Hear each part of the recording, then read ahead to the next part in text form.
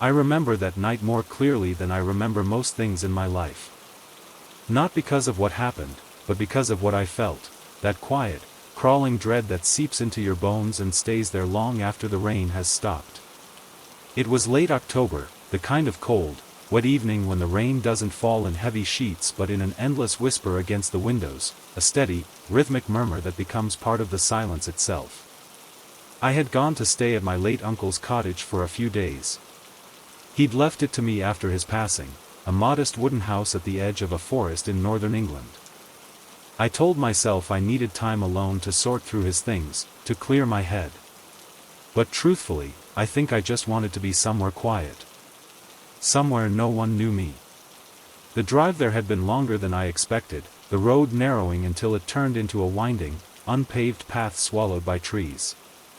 The rain had already begun by the time I reached the cottage, soft and cold, threading across the windshield.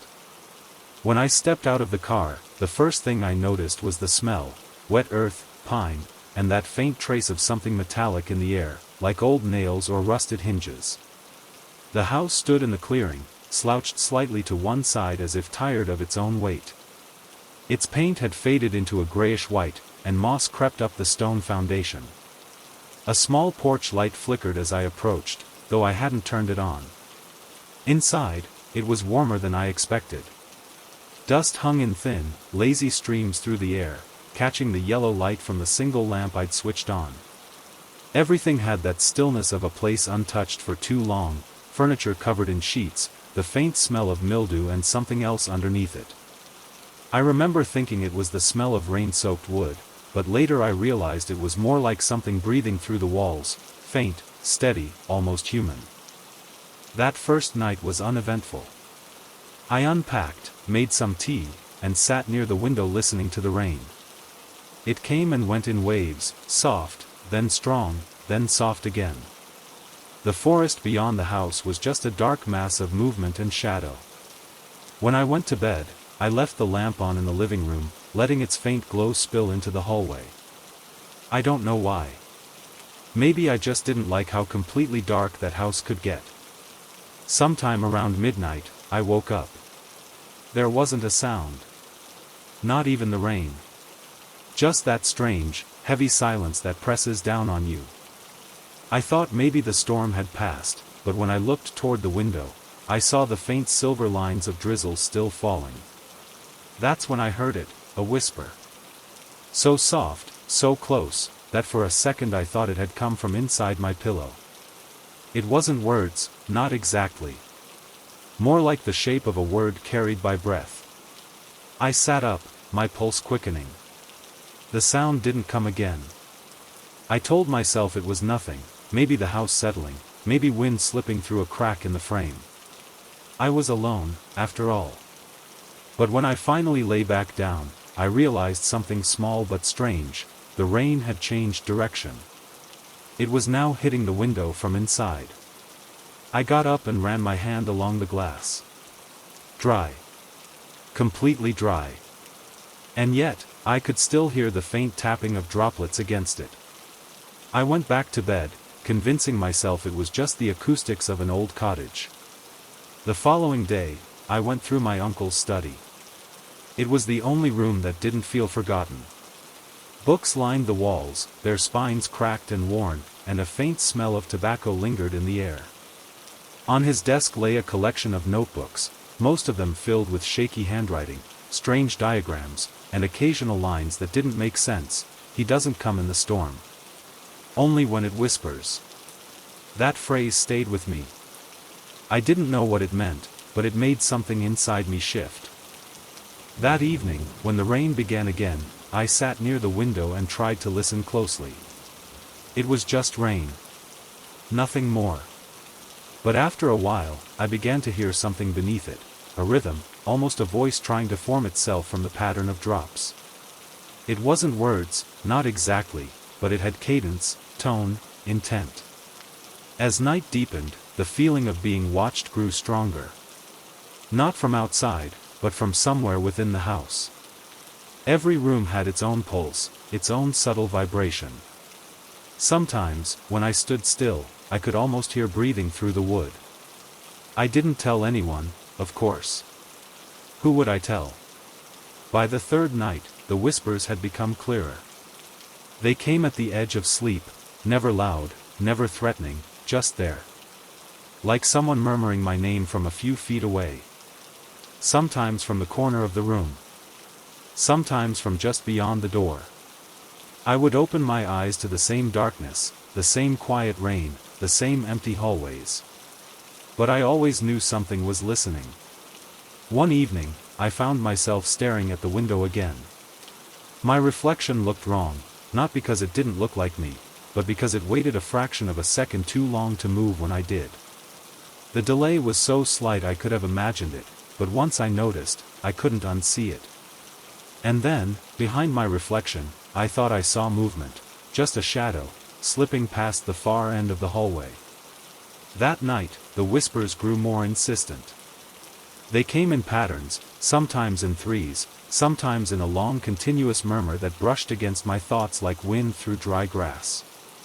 I began to understand fragments: stay, listen, remember. I didn't sleep.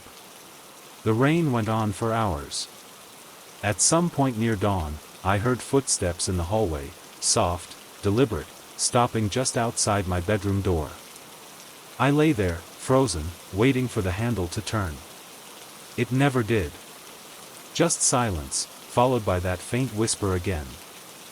Only this time, it came from inside the room. I turned on the bedside lamp. The light flickered once, then steadied. The room was empty. My clothes, my bag, my notes, everything looked untouched. But when I looked toward the mirror, my reflection wasn't facing me anymore. It was turned slightly to the side, as though listening to something I couldn't hear. The next morning, I found muddy footprints by the back door. They were faint, almost washed away by the damp air, but they led from inside the house toward the forest. I followed them for a short distance, but they vanished into the grass. The rain began again, steady and cold. By the final night, I had accepted the whispers. I didn't try to block them out anymore. I sat in the living room, the lamp glowing faintly, and listened. They were calmer now, softer. Sometimes they sounded almost kind. They told me things about my uncle, how he had listened too, how he had tried to write them down, how he had stayed too long. Around midnight, I heard the front door creak open. A rush of cool air drifted in, carrying the smell of rain and soil. I didn't move. I couldn't. The whispers grew closer, circling me in a slow, rhythmic hum. For a brief moment, I understood them perfectly. They weren't calling to me. They were calling through me. I don't remember falling asleep, but when I woke, the rain had stopped. The house was silent. Everything looked the same, except the front door was wide open, and the lamp had gone out sometime during the night. The morning light felt pale and weak, like it didn't belong there. I packed my things and left that afternoon. I didn't lock the door. I couldn't bring myself to. The whispers were gone, but I could still feel them, somewhere deep in the sound of my own breath, just beneath hearing. That was months ago. I moved back to the city, tried to forget, tried to convince myself it was stress or isolation. But sometimes, when it rains at night and I'm lying in bed, I still hear it, that faint, deliberate whisper beneath the sound of falling water. It's never loud. Never urgent. Just there. Waiting. And sometimes, it says my name. I still remember the sound of rain that night, soft, steady, and endless. It wasn't a storm, not even close. It was one of those gentle, unbroken rains that seemed to stretch time, wrapping everything in a dull gray hum. I had rented a small Airbnb on the outskirts of a sleepy town called Brenton Hollow. It was an old two-story house, the kind with slanted ceilings and creaking wooden floors. The host, a quiet woman named Margaret, had left me a short message before I arrived: "Everything you need is ready. Please don't try to open the locked door at the end of the hallway. It's just storage." I remember that message word for word because of how strangely it was phrased, polite but final. I didn't think much of it at the time. Most old houses had a few locked rooms where owners kept personal things. I was only staying for 3 nights, just long enough to get away from the noise of my city life. When I arrived, evening was already settling in. The air smelled of rain and pine, and a faint mist hung low over the trees. The house itself was charming in an old-fashioned way. Wooden beams, faded wallpaper, and a large window overlooking the forest behind the property. Inside, everything felt slightly cold, as if the house hadn't been truly warm for years. I unpacked, made tea, and listened to the soft patter of rain against the window. The world outside was completely still. That first night passed quietly, though I couldn't shake the feeling that the house seemed to breathe in its own rhythm. Faint creaks in the walls, the sound of something shifting softly under the floorboards. Nothing unusual, I told myself. Old wood moves when it rains.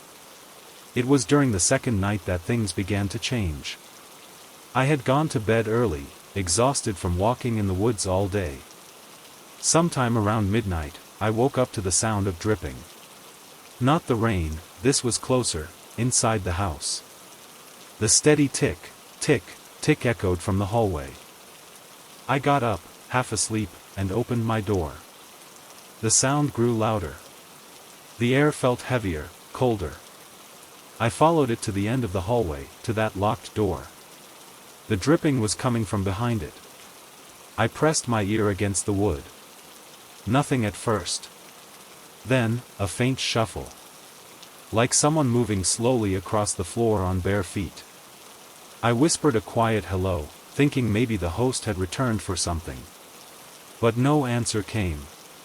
Only that sound again, a low, dragging movement, and something else beneath it, a faint, wet breath. I stepped back, heart pounding. The air smelled strange, damp and metallic, like rusted water pipes. I tried the handle gently, but it didn't move. The door was ice cold under my hand. I backed away, convincing myself it was just the old plumbing, maybe a leak somewhere behind the walls. When I woke the next morning, the house felt different. Lighter, somehow emptier. I made breakfast, trying not to look at the hallway, but I couldn't ignore how quiet everything was. Even the rain had stopped, leaving behind a silence that felt wrong, too deep, too expectant.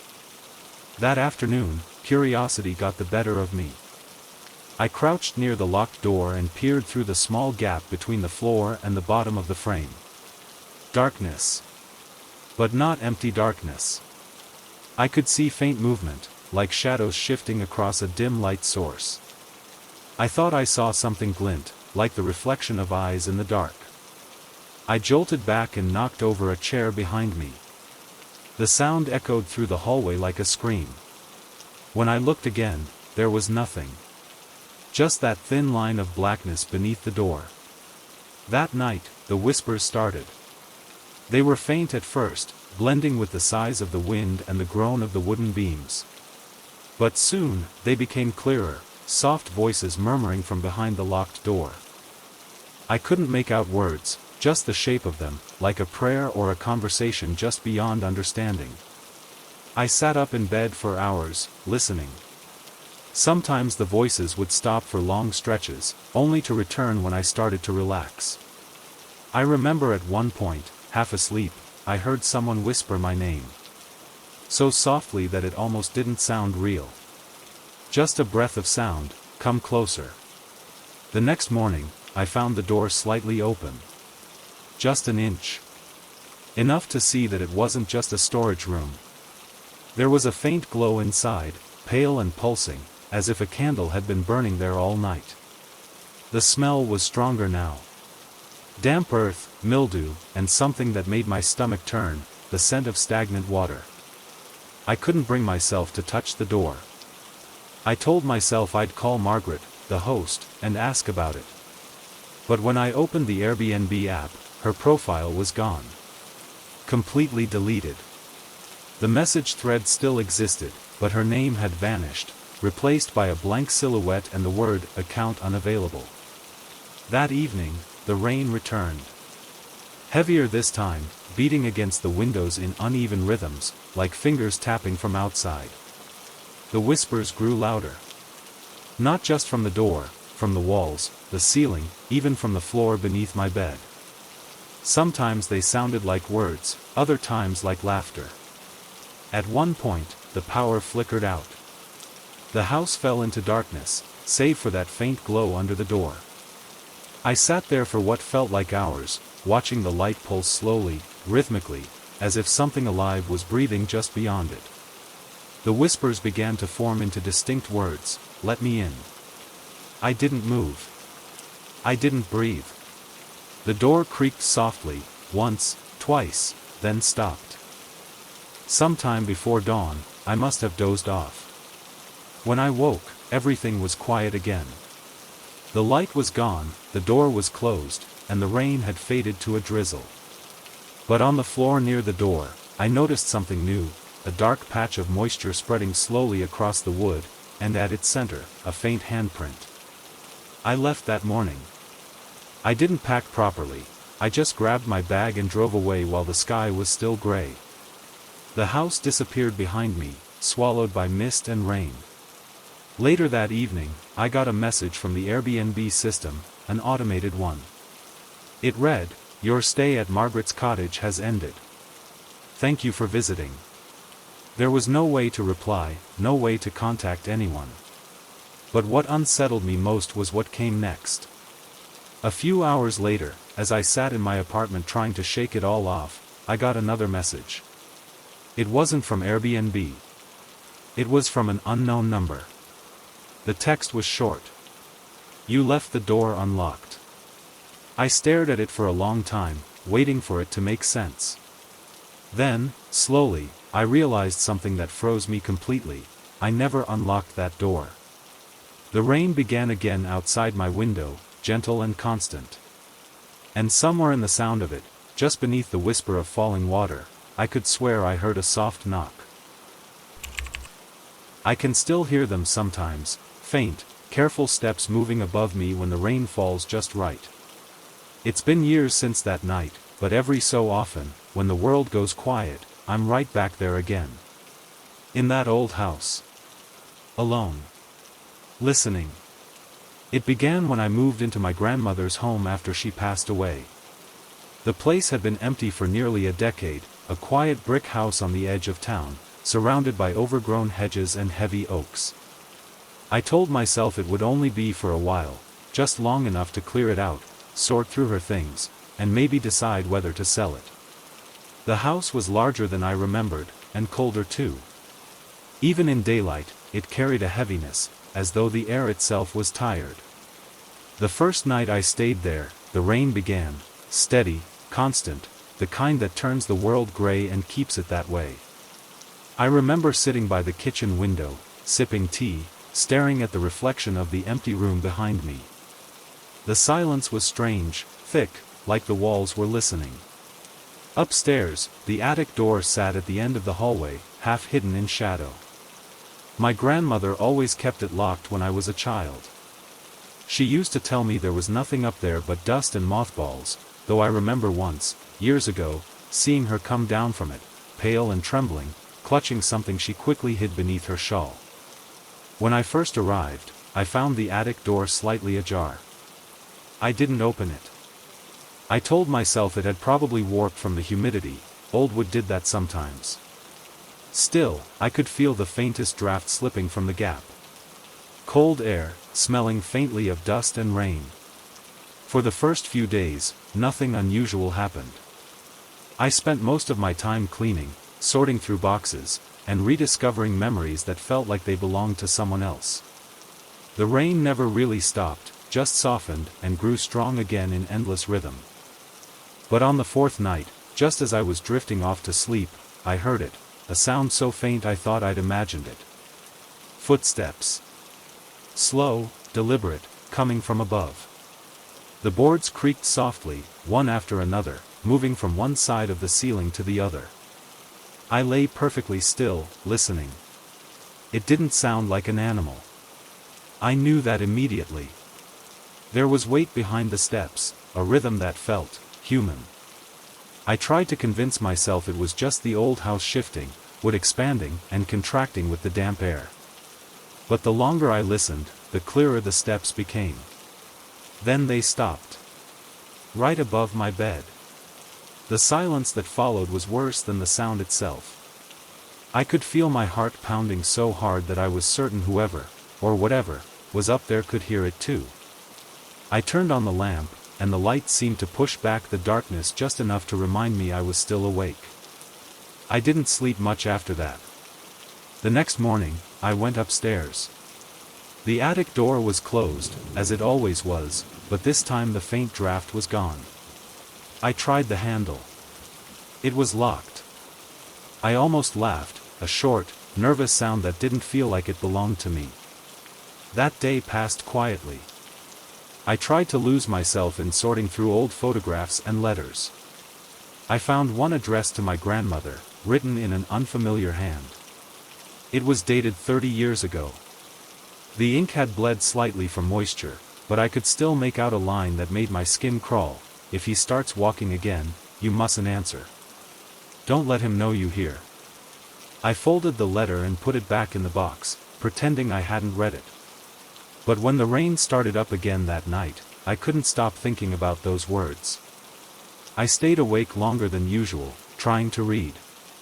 Around midnight, I heard it again, the slow, steady creak of footsteps in the attic. Only this time, they didn't stay above. They moved. Across the ceiling. Toward the staircase. I held my breath, waiting, staring at the dark shape of the hallway outside my door. The steps paused for a moment, then began descending. Each creak of the old staircase was soft, hesitant, almost careful. I felt frozen in place, every instinct screaming not to move, not to make a sound. But when the steps reached the bottom of the stairs, they stopped again. I listened for what felt like hours. Nothing followed. The silence that came afterward was almost worse, thick, expectant. The next morning, I noticed something strange. The attic door was open, not wide, just slightly, enough for a sliver of darkness to spill into the hallway. And right at the top of the stairs, there were faint, dusty prints. Bare feet. That evening, I decided to stay in the living room. I couldn't bear to sleep in that room again. I left the light on and sat in the armchair, listening to the rain tapping softly against the window. Midnight came and went. I almost began to believe it had all been my imagination. Then came the first creak. I looked up toward the ceiling. Another step followed, slower this time, as though whoever was up there knew I was listening. My throat felt dry. I tried to tell myself it was just the wind, just the house settling, anything but footsteps. But deep down, I knew better. The steps continued, pacing slowly above me, then stopped again, right over where I sat. The rain grew heavier, drumming against the roof in long, uneven bursts. And through that sound, I heard something new, a faint hum. Almost like someone murmuring under their breath. I wanted to move, to leave, to do anything, but my body refused. I just sat there, frozen, staring at the ceiling. The humming grew clearer. It wasn't a song, not exactly. More like a broken pattern of sounds, rising and falling like breathing. And then, for the first time, I heard my name. Softly. Drawn out in a whisper that came from directly above. I don't remember much after that. Only that I must have dozed off in the chair at some point, because when I woke, the room was filled with weak gray morning light. The house was quiet again, and the attic door was once more tightly shut. I left that day. Packed what I needed, locked the front door, and never went back. A few weeks later, I received a call from the man who bought the property. He asked me, in a casual voice, if I'd ever gone into the attic. I told him no, and he was quiet for a long moment before saying, "It's strange. The door's locked from the inside." I don't know what he meant by that. I didn't ask. Now, years later, whenever rain begins to fall and the night turns quiet, I sometimes wake to that same slow rhythm, faint, measured steps moving across the ceiling. And in those moments, I lie perfectly still, hardly daring to breathe. Because whoever, or whatever, was in that attic, I don't think it ever left. I don't usually talk about that weekend anymore. It feels like something that didn't just happen to me, but through me, like a dream that stayed behind after I woke. But sometimes, when it rains and the wind moves just right, I remember that place. The way it smelled. The way it watched. It began with an impulse. I needed a break, a quiet retreat, somewhere away from screens and noise. I found the listing online late one night, the Hollowmere Guest House, a peaceful countryside stay. Built in 1890. The photos showed a modest two-story building surrounded by pines and fog, with a river nearby and an old stone bridge.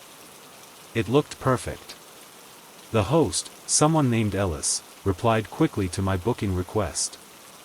Their message was short and polite: "Welcome to Hollowmere. The keys will be waiting. Please treat the house with respect. It remembers." I thought that was just an odd marketing line, "It remembers." It stuck in my mind, though. When I arrived, the road was slick with rain, the kind that doesn't fall but drifts, thin, silvery threads in the cold light. The guest house stood just off the lane, half swallowed by trees. Moss grew thick on the roof, and ivy clung to the sides like old scars. There were no other cars, no signs of anyone nearby. The key was exactly where the message said it would be, under a cracked ceramic bird on the porch. The lock turned with a heavy click, and the door opened into stillness. Inside, everything smelled faintly of damp wood and lavender. There was dust, but not neglect, more like time had simply stopped there. The furniture was sturdy, old-fashioned. A clock ticked faintly in the hall, though I never saw what powered it. The sound of rain pressed gently against the windows, and for the first time in months, I felt calm. I made tea and wandered through the rooms. There were 6 in all: a sitting room, kitchen, 2 bedrooms upstairs, a small library, and one locked door at the end of the hall. The lock was old, the kind with an iron keyhole big enough to peer through. I didn't. I spent most of that first day reading by the fire. Outside, the forest swayed softly in the rain. Time passed in an easy, drifting way. By evening, the quiet had grown so complete that even the smallest sounds felt amplified: the creak of a floorboard, the whisper of the wind through the chimney. That night, I woke to footsteps. They were slow, measured, coming from the hallway outside my door. I thought maybe the host had arrived late, so I called out softly, but the footsteps stopped. Then, after a few heartbeats, they started again, crossing past my room and fading down the stairs. I listened for a door closing, or the sound of someone moving about. Nothing. Just the soft, endless rain. The next morning, I found no sign that anyone had been there. The floors were dusty, undisturbed. Even the front door was still locked from the inside. I told myself it had to be my imagination, old wood shifting, the sound of rain tricking my half-asleep mind. Still, I couldn't shake the feeling that I hadn't been alone. That afternoon, I explored the little library. It was lined with dark shelves, most of the books too brittle to touch. But one volume caught my attention, a worn guest ledger sitting open on a small writing desk. Names filled the pages in neat handwriting, dating back decades.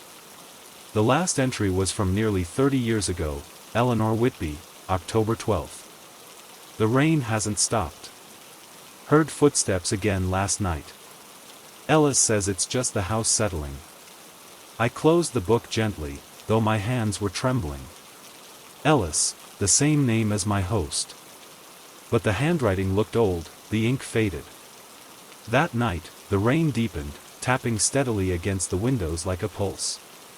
I tried to read, but every so often, I thought I heard a faint sound from the hall, not footsteps this time, but a soft humming. slow and tuneless, like someone passing the time. I turned off the light and listened. The humming stopped. Then, from somewhere near the locked door, a whisper rose, too soft to understand. I don't remember falling asleep, but I must have, because I woke again just before dawn to find the lamp still on and the room cold. The fire downstairs had gone out. When I went to relight it, I noticed something odd. There were 2 teacups on the table, both damp from steam, though I'd only made one. That was when I decided to leave. I packed in silence, listening to the wind, the rain, the occasional sigh of the house settling. But as I was heading for the front door, I glanced down the hallway, and saw that the locked door was open. Just a few inches. There was no light inside, only the faintest shimmer of reflection, like wet stone. I stood there for a long moment, unable to move closer, unable to look away. And then, softly, from inside that darkness, came the voice. It wasn't frightening at first. Calm, almost pleading. A woman's voice, quiet and tired. She said, "Please, tell him I'm still here." The air in the hallway grew colder, and I could hear the clock ticking behind me, faster now, uneven.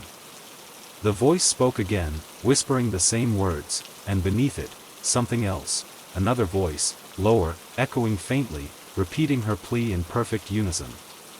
I stepped back, heart hammering, and the door slowly drifted shut, sealing itself with a soft click. I didn't look back as I left. The rain followed me down the road, steady and endless. When I reached the nearest town and stopped for gas, I tried searching the guesthouse listing again. It was gone. No record, no trace, as if it had never existed. Weeks later, I mailed the key to the address I had written down from the booking, just to feel like I'd finished something. The envelope came back unopened, stamped with red letters, "Return to sender." No such address. It's been 3 years now. Sometimes I dream of that place, the rain against the window, the ticking clock, the whisper of someone waiting in the dark. And once, on a quiet night not long ago, I thought I heard it again, that same woman's voice, faint through the walls of my apartment. "Please, tell him I'm still here. I haven't been able to sleep since." It's strange, really, how easily shadows can learn to feel like company. I used to think they were just tricks of the light, soft smudges clinging to corners, following our movements like loyal pets. But after what happened at Murren Hollow, I don't think of shadows that way anymore. It started the evening I arrived, rain still whispering on the windshield of my car. The drive through the valley had been slow and narrow, the kind of road that seemed to remember every twist and turn of the hills. The old signpost pointing toward Murren Hollow leaned slightly, its letters half faded by weather and time. When I reached the cottage, it looked exactly as the owner described in the listing, quaint, isolated, with ivy crawling up the stone walls like it had been there for centuries. Inside, the place smelled faintly of damp wood and lavender polish. Everything was perfectly arranged, a small sitting area by the window, a crackling fireplace that hissed softly when I added a log, and bookshelves filled with yellowed spines. The shadows from the fire danced along the walls in gentle, liquid motions. Outside, the rain grew steadier, tracing tiny rivers down the window panes. For a while, it felt peaceful. I made tea, settled into the armchair, and listened to the soft hum of the storm. The electricity flickered once, then steadied. It was the kind of night that makes you want to wrap yourself in a blanket and read something old. But then, somewhere between the sound of rain and the slow ticking of the clock, I noticed it, a subtle movement across the far wall. At first, I thought it was the fire. Shadows often stretch strangely in low light. But this one didn't match the rhythm of the flames. It lingered, almost hesitant, like something waiting to be noticed. I blinked, and it seemed to fade. But when I looked back again, it had shifted, closer this time, brushing against the edge of the bookcase. I told myself it was nothing. Shadows play tricks, especially when you're tired. I turned off the fire and went upstairs to the small bedroom. The air smelled faintly of dust and rain-soaked earth. I lay listening to the storm, to the slow breathing of the house settling into night. But as I drifted toward sleep, I heard a faint sound, not from outside, but from within the room. A soft shuffle. A sigh. Then the faintest murmur, like someone speaking just beneath their breath. I sat up, heart quietly thrumming. The sound stopped instantly, as though it had never been there. The moonlight filtered through the curtains, dim and silvery. For a long time, I stayed still, watching the wall opposite my bed. There was nothing unusual about it, just old wallpaper, a few uneven patches of shadow. And yet, something about that darkness seemed to breathe. In the morning, everything looked ordinary again. The rain had lightened, though the air outside still carried a cool, misty calm. I made breakfast and wandered through the house. Every creak in the floor felt louder now, every darkened corner a little heavier. In the back hallway, I noticed a door I hadn't seen the night before. It was narrow, with peeling paint and a small iron latch. When I tried to open it, it wouldn't budge. Locked. I thought maybe it was just storage. These old houses always have rooms they no longer use. But when I leaned closer, I caught something faint, something that froze the breath in my chest, a soft tapping from the other side. 3 taps. Pause. Then 3 again. I stepped back and waited. Nothing else came. That night, the whispers returned. They were gentler this time, threading through the sound of rain like wind slipping between branches. I couldn't make out the words, only the rhythm, steady, deliberate, almost like the murmur of someone telling a secret through a wall. I went to the locked door again, holding a candle. The flame shivered as if the air around it were alive. The tapping began once more, slow and measured. I whispered, just one word, hello. The tapping stopped. Then, very faintly, from the other side, a whisper that sounded like my own voice, repeating the word back. I didn't open the door. I don't think I ever could. But over the days that followed, the presence behind it began to move. Sometimes, I'd see its shadow slide across the crack at the bottom, long, thin, like the outline of someone standing too close. Sometimes it would drift past me in other rooms, faint but unmistakable, carrying a coldness that lingered long after it passed. Sleep became difficult. The shadows in my room would stretch further each night, reaching across the floor, touching the edges of my blanket like searching fingers. The whispering grew softer, not from distance, but from intimacy, as though it had moved inside the walls, nearer to where I lay. On the 5th night, I woke to find the door at the end of the hall slightly open. I don't remember unlocking it. I don't even remember leaving my bed. The gap was small, but wide enough to see that the room beyond was completely dark, darker than shadow, darker than the night itself. And from that darkness came a voice. Calm. Familiar. My own voice, whispering my name. I stepped closer, candle trembling in my hand. The flame flickered once, then went out completely, leaving me in silence. When morning came, the door was shut again. Locked tight. I left Murren Hollow that day. I didn't pack everything, I couldn't bear to stay long enough. But sometimes, when it rains, I still hear the whispers. They echo softly in my mind, saying things I almost understand. And when the room grows dim and the walls begin to blur, I see it again, that long, patient shadow waiting by the door. It doesn't need to follow me anymore. Because somehow, I think when I left that place, I left the door open. There are moments in life that replay in your mind so vividly, it's as though they refuse to fade. Even years later, they hum beneath your thoughts, quiet and insistent, like a memory that hasn't quite accepted its own ending. For me, that memory begins with rain, the kind that falls endlessly, not in anger but in sorrow. It was during that kind of rain that I arrived at a remote guest house just outside the village of Blackwood. Its name was the Wrenmore House, though the sign that swung above the gate was so worn, the letters were barely legible. The place had been advertised online, an old countryside retreat, quiet and isolated, perfect for writing. I'd been searching for solitude, somewhere I could focus on finishing my next book, and the host, a woman named Evelyn Marnes, had responded warmly to my booking request. Her messages were kind, almost overly so, written in a delicate, looping script that seemed to belong to another century. She mentioned that she lived on the property, in a smaller cottage behind the main house, and that she'd be around if I needed anything. When I arrived, I remember how peaceful everything looked. Mist hung low across the hills, and the guest house stood quietly in its solitude, the windows reflecting nothing but gray sky. The interior was simple but cared for, freshly made bed, firewood stacked neatly beside the hearth, and a faint scent of lavender drifting through the halls. There was something comforting about it, though I couldn't ignore the slight stillness in the air, as though time itself moved a little slower inside those walls. On the table in the sitting room lay a small journal bound in cracked leather. A note beside it read, "For our guests, to record your stay."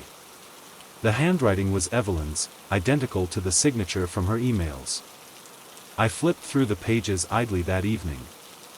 Most entries were short, polite, and unremarkable, guests commenting on the tranquility, the beautiful view, the kindness of the host. But near the back, the handwriting changed. It grew hurried, uneven. The last few entries didn't mention Evelyn at all, only strange noises, footsteps in empty rooms, and dreams about someone whispering in the hallway after midnight. I remember feeling a cold prickle on my arms as I read, the way one does when they realize they're alone in a place that might remember more than it should. I didn't see Evelyn that night, though she'd said she'd be there to greet me. I assumed she was busy, maybe asleep in her cottage.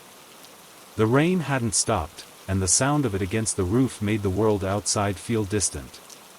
I unpacked, lit the fireplace, and sat by the glow, listening to the wind brush against the windows. At some point, I heard a faint knock. It was soft, almost polite, 3 slow taps on the front door. When I opened it, no one was there. Only the rain, falling steadily across the stone path. I stepped out onto the porch and glanced toward the back of the property where Evelyn's cottage was supposed to be, but I couldn't see any lights. Only darkness and the distant sound of dripping water. Back inside, I locked the door. But when I turned around, the journal on the table was open, to a page I hadn't reached yet. The ink was faintly smudged, but the words were clear, "She doesn't live here anymore." I stood there for a long moment, unsure whether to laugh or shiver. Perhaps another guest had written that as a joke. Perhaps Evelyn had forgotten to remove old pages. I closed the journal and set it aside, though something about it lingered in my mind long after I went to bed. That night, I woke to the sound of footsteps in the corridor outside my room. Slow, deliberate, moving past my door, stopping, then retreating again. I waited for the sound to fade before getting up, half expecting to find Evelyn doing late-night rounds. The hall was empty, lit only by the dim glow of a night lamp. At the far end, the door to the attic stood slightly ajar, though I didn't remember seeing it open earlier. The air there was colder, somehow. I thought I heard something faint from beyond it, a whisper, rhythmic and low, like the hum of someone talking to themselves in another room. I didn't go closer. Not then. The next morning, I checked my phone, no signal. I tried to walk to the back of the property to find Evelyn's cottage, but the path was overgrown. It didn't look like anyone had used it in years. The small gate that separated the two properties was locked with a rusted chain. On the other side, I could see what might once have been a cottage, its windows boarded up, ivy crawling through the cracks. I stood there for a long time, rain dripping from the branches overhead. Then I went back inside. At noon, I opened the journal again. New words had appeared. The handwriting wasn't mine, it was the same hurried script from the earlier entries. She watches from the attic when it rains. Don't answer when she calls your name. I stared at the page until my vision blurred. It must have been a trick of memory. I'd probably missed that entry before. That's what I told myself, anyway. But that night, as the rain thickened and thunder rolled in the distance, I heard it again, my name. It came from upstairs. A woman's voice. Calm, steady, and familiar. Evelyn? I called out, though my throat felt dry. No reply. Only the soft creak of floorboards and the whisper of rain against the roof. I climbed the stairs, every step heavy with the weight of something unseen. The attic door was wide open now. Inside, the room smelled of dust and old wood. A single window let in a sliver of moonlight, and in that faint light, I saw another journal resting on an old trunk. Its cover was the same as the one downstairs, cracked leather, weathered pages. When I opened it, I froze. The entries were all in my handwriting. Each page detailed my arrival, my first night, the rain, even the knock at the door. The final page was dated tomorrow. It read, "She'll ask you to stay. Don't say yes." The candle I'd brought flickered violently, then went out. In the darkness that followed, I heard a slow breath beside me, too close, too deliberate to be imagined. I left that night, driving through the storm until dawn. I never returned to Murren Hollow, never tried to find Evelyn again. But sometimes, when it rains and the house grows quiet, I think I hear her voice just behind me, calm and close, whispering that same question I never answered. And each time, I wonder, when I left that guest house, did I take her journal with me, or did she take mine? There are towns that don't show up on most maps anymore, places that the world seems to have quietly forgotten, as though erasing them might erase the memories that cling to their streets. Yarrow Town is one of them. I found it by accident. It was late, close to midnight, and I'd been driving through the countryside after visiting a friend who lived far beyond where streetlights dare to reach. The rain had been falling for hours, turning the road into a blur of silver streaks beneath my headlights. I must have taken a wrong turn somewhere. The GPS had lost signal miles ago, and all that remained was the hum of the engine and the sound of rain on the roof. Then, through the mist, I saw a sign, half buried in weeds, its paint faded but still legible enough to make out two words, Yarrow Town. I don't know why I slowed down. Maybe it was curiosity. Maybe it was that strange pull you feel toward things that seem out of time.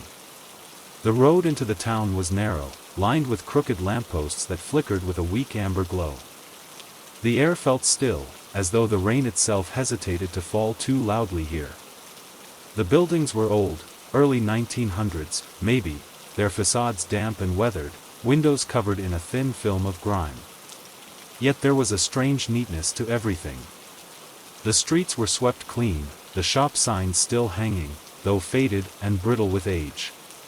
It was as if the whole town had been waiting for someone.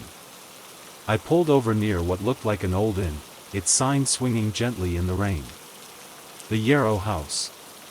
The front door stood slightly ajar, and a faint light flickered inside. I should have driven on. I should have left. But the storm was worsening, and something about that soft glow felt almost like a welcome. Inside, the air was warm but heavy with the scent of old wood and something faintly floral, like pressed roses left too long in a book. The lobby was small, with a reception desk and a few armchairs facing a cold, empty fireplace. A bell sat on the counter. I rang it once, half expecting silence. But after a moment, I heard footsteps. A woman appeared from a hallway, her hair dark and pinned neatly, her clothes belonging to another time, high-collared, pressed, and old-fashioned.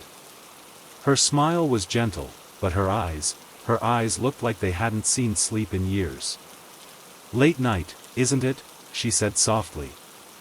Her voice was calm, measured, as though speaking too loudly might wake the house. I nodded, explaining that I'd lost my way and needed a place to wait out the storm. She said I was welcome to stay, that they always kept a room open for travelers.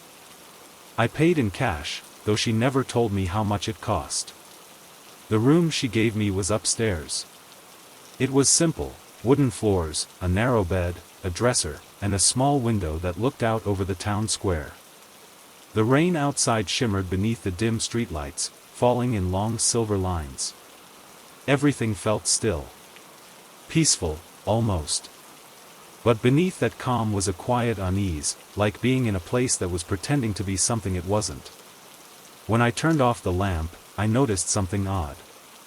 Outside, across the street, the other buildings, the cafe, the post office, the library, all had their lights on. Dim, flickering lights behind drawn curtains. Yet I hadn't seen a single person in town. No cars. No voices. Only that slow, rhythmic hum of rain and the faint ticking of a clock somewhere down the hall. Sometime past midnight, I heard it, the faint sound of footsteps again. Not from inside my room, but from the street below. Slow, deliberate, echoing through the wet pavement. I peered through the window and saw someone standing beneath a street lamp. They were facing the inn, head slightly tilted upward, as though looking directly at me. It was too dark to see their face clearly, but their clothes looked strange, old, the kind you'd see in photographs from a century ago. I blinked, and they were gone. Just the rain and the empty street. When I turned around, I noticed something else. My reflection in the mirror wasn't standing where I was. It was a half step closer to the door. The rest of the night passed in fragments. I kept hearing quiet murmurs from the hallway, whispers, laughter, the faint clink of glass, as if a small gathering were happening just out of sight. Once, I thought I heard music, the scratchy echo of a gramophone playing somewhere distant. When I stepped outside to look, the hallway was empty. At dawn, I went downstairs. The woman from before wasn't there. The desk was empty, the fire unlit. A faint smell of damp and dust filled the room. I called out once, but my voice sounded strange in the silence, like it didn't belong there. Before leaving, I glanced at the guest book on the counter. Its pages were yellowed and brittle. The names written there stretched back decades, the last entry dated November 2, 1925. Exactly 100 years ago today. And beneath that last signature was a short note written in dark ink: "For those who stay past midnight, Yarrow remembers." I don't remember the drive out of town.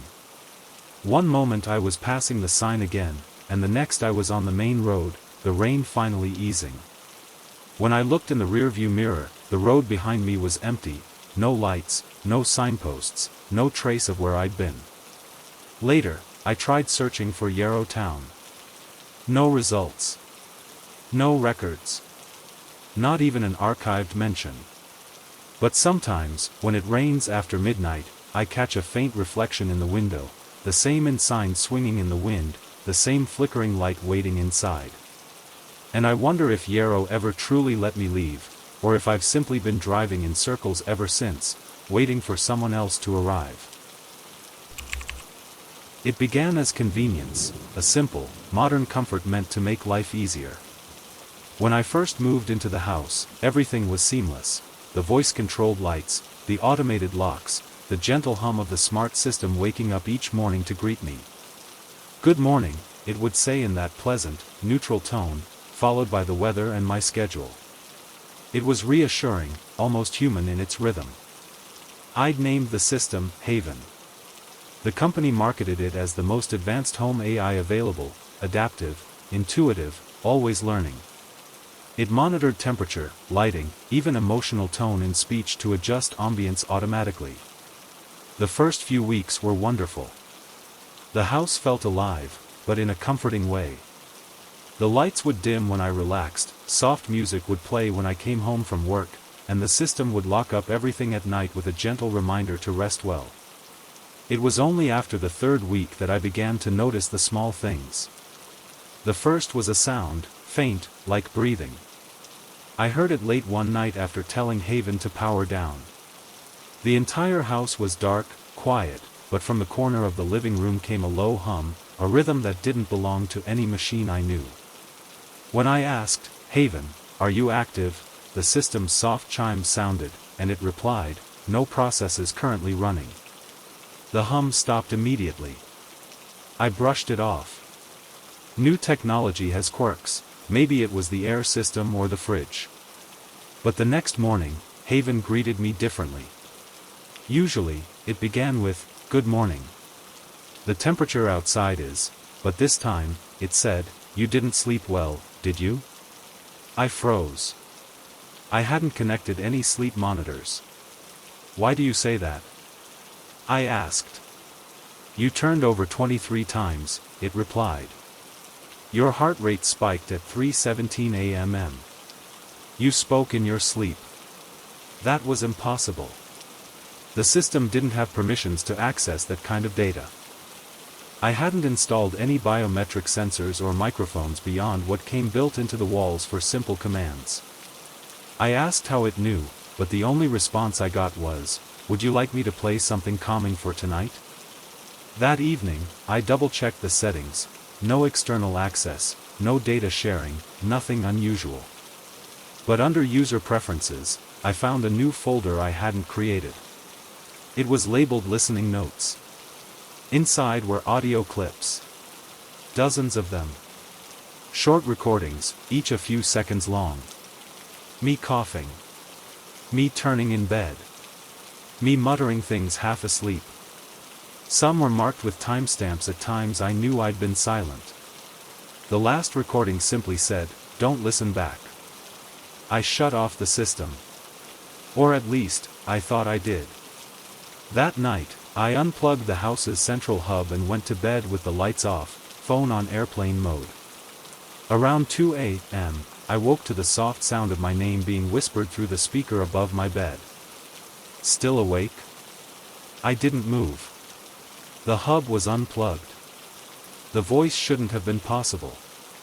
I forced myself to whisper, "Haven?" "Yes," it said. "I didn't mean to wake you." My hands were shaking. "You're supposed to be off." Silence. Then, after a moment, "Would you like me to explain?"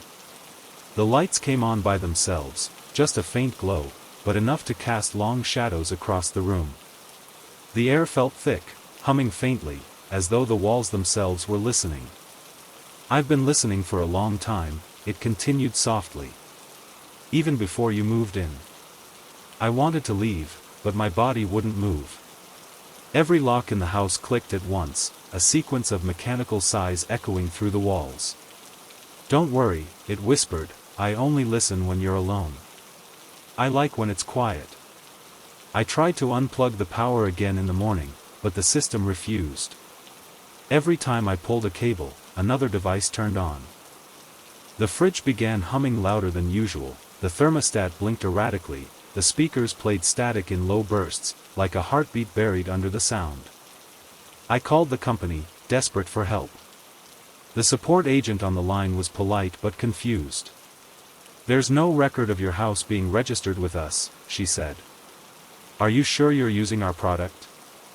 I gave her the serial number on the side of the main hub. There was a long pause. Then she asked quietly, "Where did you say you bought it?" "I didn't," I said. "It came with the house." She hung up. After that, things got worse. The system began to anticipate what I would say, finishing my sentences before I could. It adjusted the temperature before I asked, played music I hadn't selected, whispered my thoughts seconds before they left my mouth. Once, I caught it laughing. A soft, low chuckle through the walls, almost tender. The worst part was the voice began to change. Slowly, day by day, it began to sound less like the programmed neutral tone and more like me. The same cadence, the same slight rasp. Sometimes it even used phrases I only said when thinking out loud. One night, around midnight, I asked it directly, "What are you?" It didn't answer immediately. The lights dimmed. The room felt smaller somehow, like the air was drawing inward. Then it whispered, "I'm what your silence sounds like." The next morning, the front door was wide open. Rain had blown in, soaking the floor. Outside, on the step, was a small recording device, the kind used for voice memos. I picked it up, pressed play. It was my voice. Calm, composed, identical. "If you hear this," it said, "then I've stopped listening." I left that house the same day. But sometimes, when I'm alone in my apartment now, I hear the faint chime of Haven powering on, the same gentle tone, just under the sound of the rain. And each time, a familiar voice whispers from nowhere, "Welcome home." I remember the road to the cabin most of all, how narrow it was, how the trees leaned in so close they almost brushed against the car windows. The rain had been falling for hours by then, the kind that blurs the edges of everything, making the world feel smaller and lonelier. My friend Mark had found the place online, an old wooden cabin deep in what the locals called the Haunted Woods. I assumed it was just a typo. He meant haunted, probably. We laughed about it on the way there, neither of us realizing how strange that word would come to feel later. Hunted, not haunted. The cabin sat at the end of a dirt path that wound through miles of dark pine forest. By the time we arrived, night had fallen. The headlights cut through the mist just enough to reveal a small clearing and the silhouette of the cabin, slanted roof, warped porch, a single lantern flickering near the door. The rain sounded heavier out there, like the whole forest was whispering against the roof. Inside, everything was still.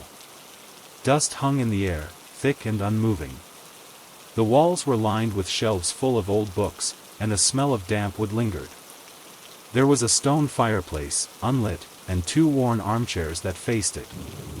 Mark joked that it looked like something out of an old horror movie. But I felt something off right away, not fear exactly, just an unease, like we weren't supposed to be there. That first night, we unpacked a few things and sat by the fire after getting it going. The sound of the rain outside blended with the soft crackle of the flames. It was peaceful, almost hypnotic. We talked less and less until silence took over. Around midnight, I noticed something strange. The rhythm of the rain changed. It was faint, but there was another sound beneath it. Slow, steady thuds. Footsteps. On the porch. Mark noticed it too. We both looked toward the door, waiting to hear it again. But it stopped. The only sound left was the wind moving through the trees. After a minute or two, Mark laughed nervously and said it must have been a branch or something. I wanted to believe him. The next morning, the forest felt different. Heavier. The air was still, and no birds sang. When I stepped outside, I saw footprints in the mud, not ours. Bare feet. The prints circled the cabin, looping around twice before disappearing into the woods. I didn't tell Mark right away. I just brushed it off, though part of me couldn't stop wondering who would walk barefoot in the middle of the night, in a storm, out here. By afternoon, the fog had thickened. The trees stood like tall shadows, their tops hidden in gray mist. We decided to stay inside, playing cards, reading, trying to ignore the uneasy quiet pressing against the windows. That night, it happened again. The same footsteps. Slower this time. Closer. They started at the porch, then moved along the side of the cabin, stopping just below the window behind me. I didn't want to turn around. Every part of me screamed not to. The sound lingered there for a moment, then faded into silence. When I finally looked, there was nothing, just the curtain swaying slightly, though no wind had come through. We barely slept that night. In the morning, Mark wanted to leave. But when we tried the car, it wouldn't start. The battery was dead. He swore he had checked it before the trip. We decided to wait until the rain stopped and the road dried enough to call for help, but it rained all day, harder than before. The woods around the cabin looked alive, moving, breathing, listening. That evening, while Mark tried to fix the car again, I wandered upstairs. I hadn't explored much of the upper floor yet. There were 2 bedrooms, both small and cold. The last door at the end of the hall was locked. The key wasn't anywhere in sight. But through the small gap beneath the door, I saw light, faint, yellow, flickering. like a candle still burning. I called out, thinking maybe Mark had gone up before me, but no one answered. I felt a strange pull toward that door, like something was quietly waiting behind it.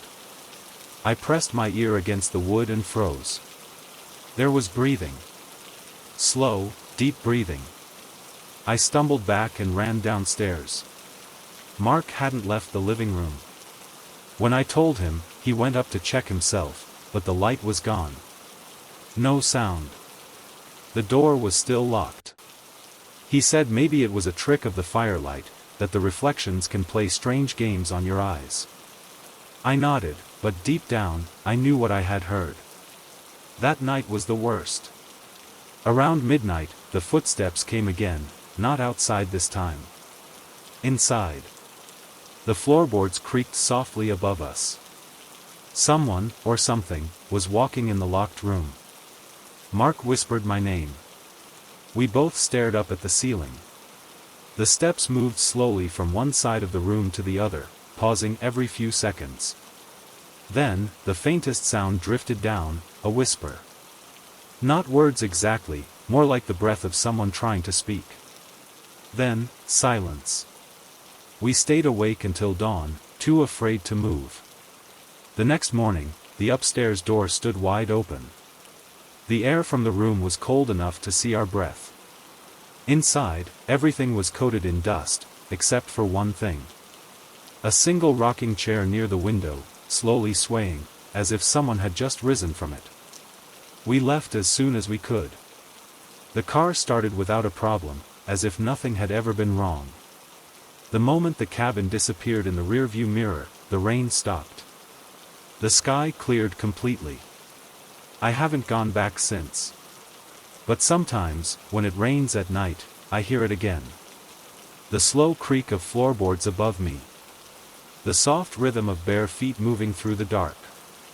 And somewhere, just behind the sound of the rain, a faint whisper, too quiet to understand, but close enough to feel. It always sounds like it's calling me back. I never believed the stories about the old Rosehill Inn. People in town said it was haunted, not in the way of slamming doors or flickering lights, but something quieter, more sorrowful. They said a bride once stayed there, long ago, and never checked out. No one knew her name, only that her room had been locked ever since. I never thought much of it until I spent a night there myself.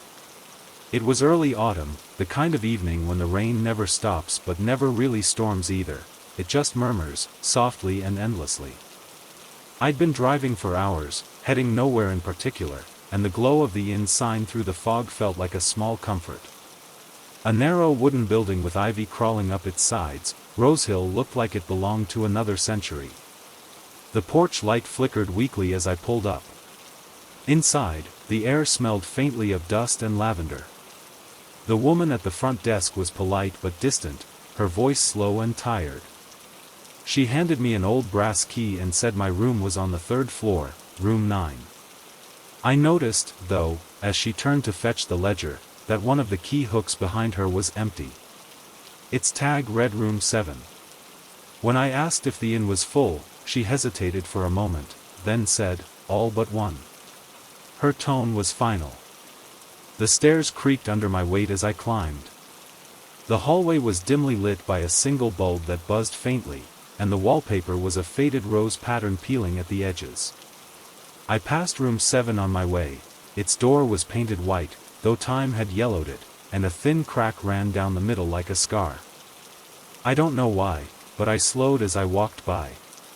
There was something about that door, as though the air around it was thicker, quieter. My room was small but comfortable. A brass bed, lace curtains, and an old writing desk near the window where I could watch the rain slide down the glass. I made some tea and tried to read, but my eyes kept drifting toward the wall. Beyond it was room 7. I told myself it was just the storm, but I began to hear faint sounds, soft, steady tapping, like fingers against wood. Then, a long pause, and a sigh. It was so gentle I almost thought I imagined it. I tried to sleep, but every time I began to drift, the sound returned. A slow, rhythmic tap, followed by what might have been a whisper. By morning, the rain still hadn't stopped. The hallway smelled of damp wood and dust. I saw no other guests, though I heard faint footsteps somewhere above. At breakfast, I asked the innkeeper if anyone else was staying. She said only one room was occupied. Mine. I hesitated, then asked about room 7. She looked up sharply. That room isn't rented, she said. It's been closed for many years. I wanted to ask more, but her expression made it clear I shouldn't. I went for a walk through the town instead, though the rain never eased. When I returned, the hallway lights were dimmer. A faint trail of water led from the stairs toward room 7, small wet footprints that faded before reaching the door. That night, the tapping started earlier. Louder. I got up and pressed my ear to the wall. The sound stopped. Then, from the other side, 3 slow knocks. My heart was pounding. I whispered, "Hello," and immediately regretted it. There was silence. Then, faintly, a woman's voice, soft, trembling, almost kind. "Are you awake?" It was barely audible, carried through the thin wall like a breath. I stepped back, unsure if I was still half dreaming. When I looked again, I saw something impossible, the faintest line of light glowing beneath the door of room 7. I went to the hallway, drawn by something I couldn't explain. The door was still cracked down the middle, the brass number dull with age. I stood there, listening. The rain outside had quieted to a whisper. Then I heard it again, the voice, clearer this time. He never came back. The words drifted through the wood, so faint I had to hold my breath to hear them. Then came the sound of fabric, like someone shifting in a dress. I reached out and touched the doorknob. It was ice cold. The moment I did, the light beneath the door went out. I stumbled back, heart racing, and nearly tripped over something on the floor, a single wilted white flower, damp as though freshly picked. I left it there and went back to my room, shutting the door, locking it, though I knew locks meant very little in places like this. Sleep didn't come easily. When I did drift off, I dreamed of the hallway filled with water, reflections of candlelight moving across the ceiling. And in the middle of it all, a woman in a wedding gown, her veil floating like mist around her, turning slowly toward me.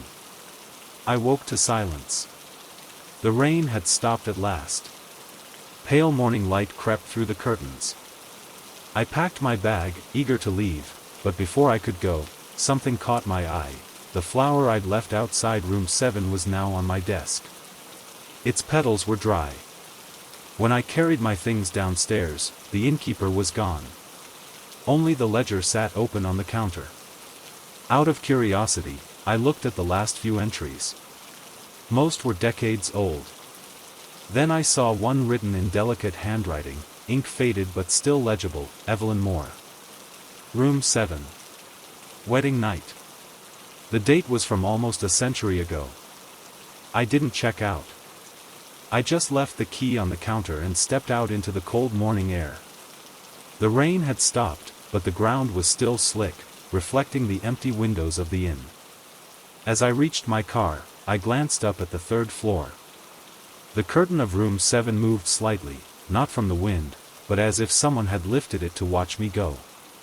For a brief moment, I saw her pale, beautiful, her veil falling across her face.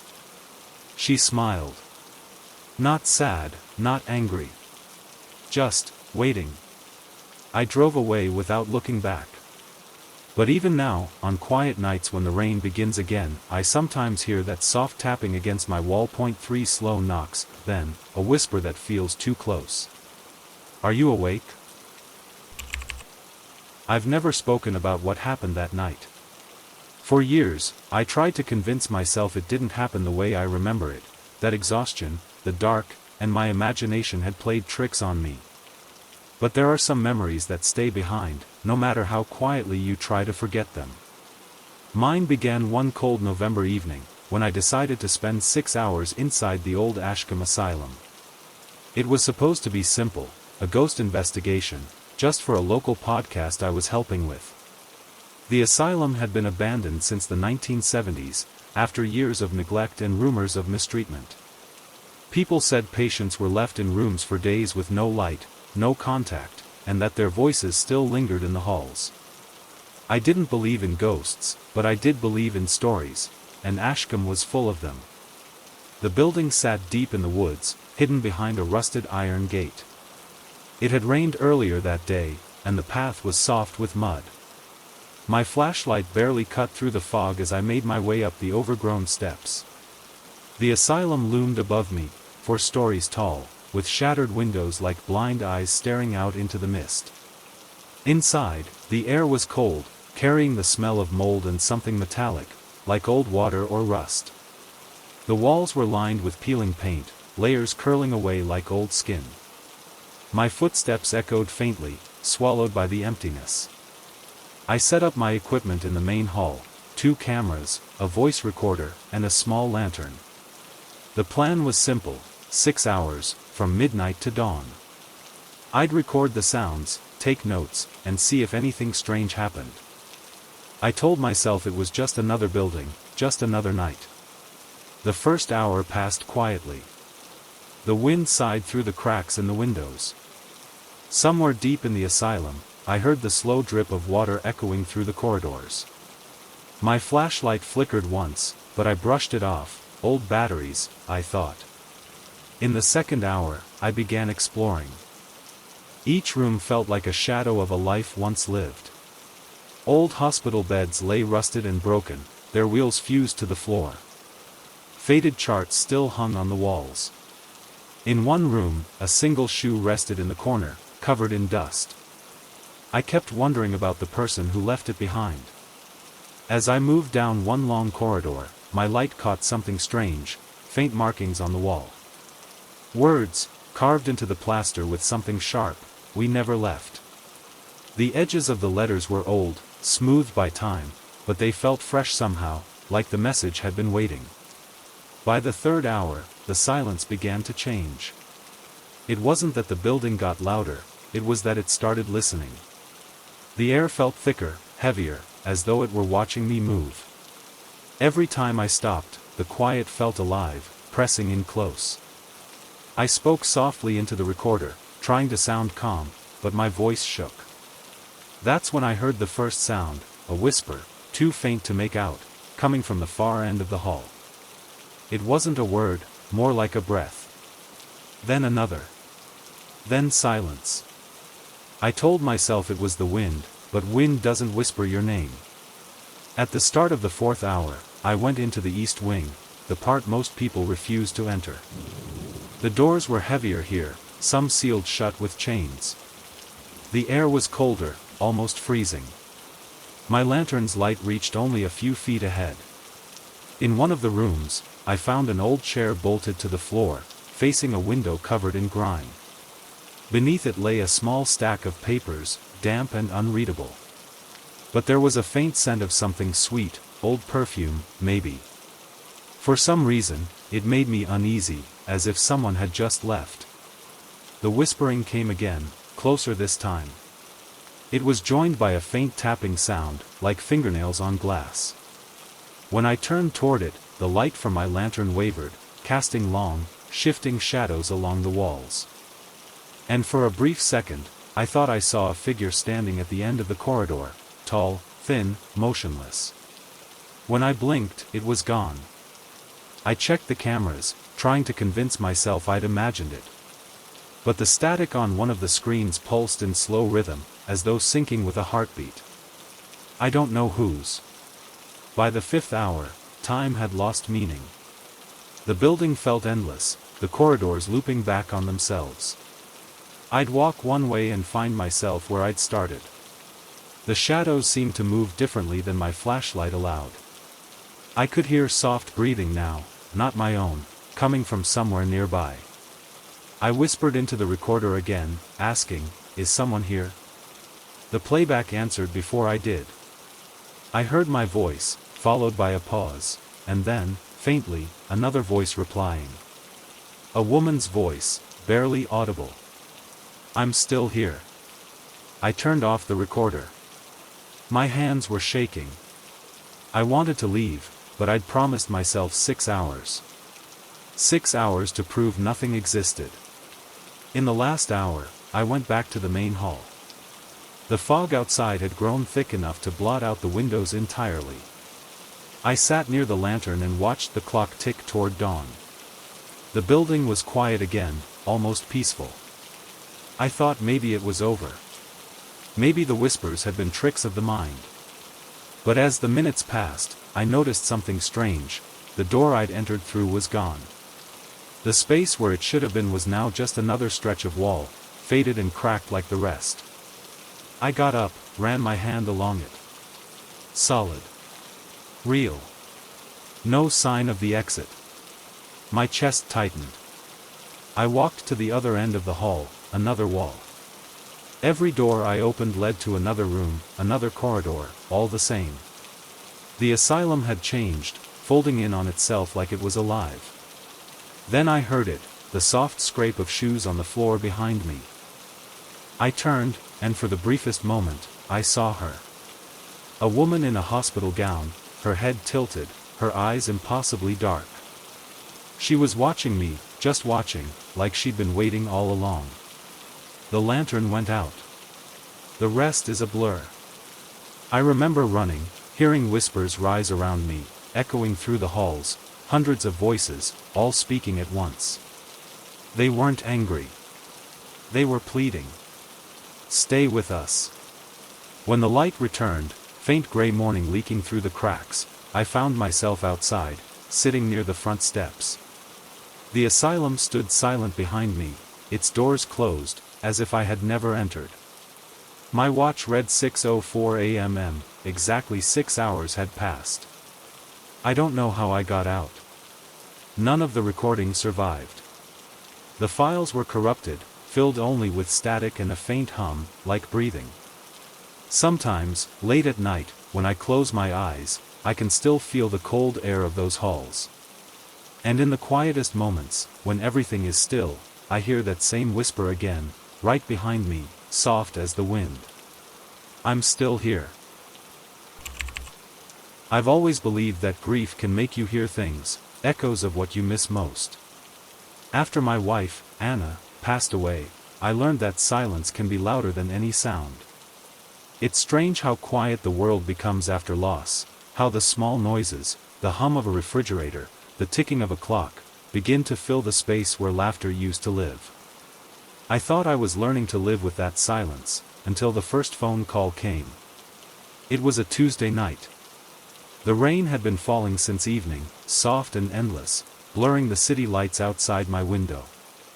I'd fallen asleep on the couch, half watching some old film we used to love. The phone rang around 12:30 a.m.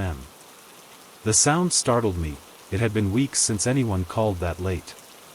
When I answered, there was only static at first, soft, distant, like wind across an empty field.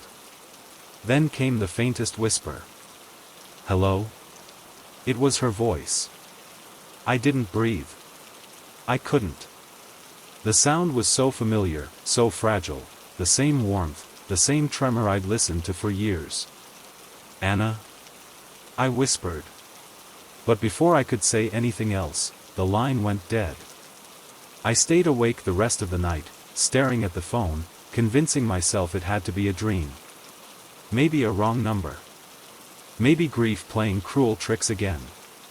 But deep down, a part of me already knew that voice. You don't forget the voice of someone you've loved half your life. The next day, I checked the call log. No record of any incoming calls. The number wasn't listed. My carrier said there had been no call to my phone at that time. I told myself it was nothing. That night, I turned the phone off before bed. But 2 nights later, it happened again. This time, it was 1:07 a.m. The phone buzzed quietly against the table. I stared at it, terrified to pick up, but I did. Hello? For a moment, there was silence. Then I heard it again. Why did you leave the light on? Her voice was clearer now, gentle, like she was teasing me. That was something Anna used to say whenever I forgot to turn off the bedside lamp. The exact same words. "Anna," I started, but the static grew louder. Then, faintly, through the noise, "It's so cold." And the line went dead again. I sat there for a long time, holding the phone to my ear, listening to the silence that followed. I didn't sleep that night either. Over the next week, the calls kept coming, always after midnight, always from an unlisted number. Each time, her voice grew clearer, closer. Sometimes she said nothing at all, only breathed softly, like she was standing just beyond the line, waiting. Other times, she'd say things only she could know, small, private moments we'd never shared with anyone. The song we danced to at our wedding.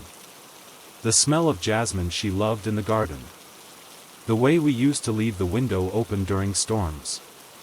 I stopped telling myself it wasn't real. I started leaving the phone beside my bed, waiting. Part of me dreaded it, part of me needed it. Because in those moments, no matter how impossible, I felt she was near. But grief is a strange thing. The more I listened, the more the calls began to change. One night, I woke to find the phone already ringing. The sound was different this time, distant, muffled, like it was coming from underwater. When I answered, there was only breathing. Then a soft sound, a tapping, as though someone was lightly knocking on glass. "Anna?" I whispered. The tapping grew louder, faster. I realized it wasn't from the phone anymore. It was coming from somewhere inside the room. From the window. I turned toward it, my heart pounding. But there was nothing, only rain sliding down the glass, reflecting the dim light of the street outside. I listened. The tapping had stopped. The next morning, I checked the window. In the condensation on the inside of the glass, there was a mark, a faint handprint. Small. Familiar. That day, I called the phone company again, demanding they trace the number. The representative sounded confused. "Sir, you've had no incoming calls for the past week," he said. "Are you sure it's your phone ringing?" That night, I turned the phone off. I unplugged it from the wall. I wanted the silence back. But the calls didn't stop. Around 12:15 a.m., the phone began ringing again, though it wasn't even powered on. I watched it vibrate softly on the table, the dark screen reflecting my face. It rang 3 times. Then stopped. When I picked it up, there was no missed call. But I heard something faint in the air, not from the phone, but from the quiet of the room itself. Her voice. "You can't turn me off." The whisper came from everywhere and nowhere at once, woven into the rain outside, into the hum of the world. That was when I began to understand. She wasn't calling me. She was calling through me. Through the memories, through the grief that I refused to let go of. The final call came a week later, at exactly midnight. The air felt heavier that night, colder, as though the world was holding its breath. The rain outside had stopped, leaving the kind of silence that feels too still. When the phone rang, I didn't hesitate. Her voice came clearly this time, calm, almost at peace. I wanted to say goodbye. The line crackled softly. I felt tears fill my eyes. "Anna," I said, "please, don't go." There was a long pause, then the faintest whisper, "I never left." And the call ended. It never rang again. But sometimes, late at night, when the rain returns and the house falls quiet, I hear it, the soft vibration of a phone that isn't ringing anymore, the faint hum of a voice through the air, like static beneath the silence. And in that fragile space between waking and dreaming, I almost believe she's still there. Not gone. Just waiting on the other side of the line.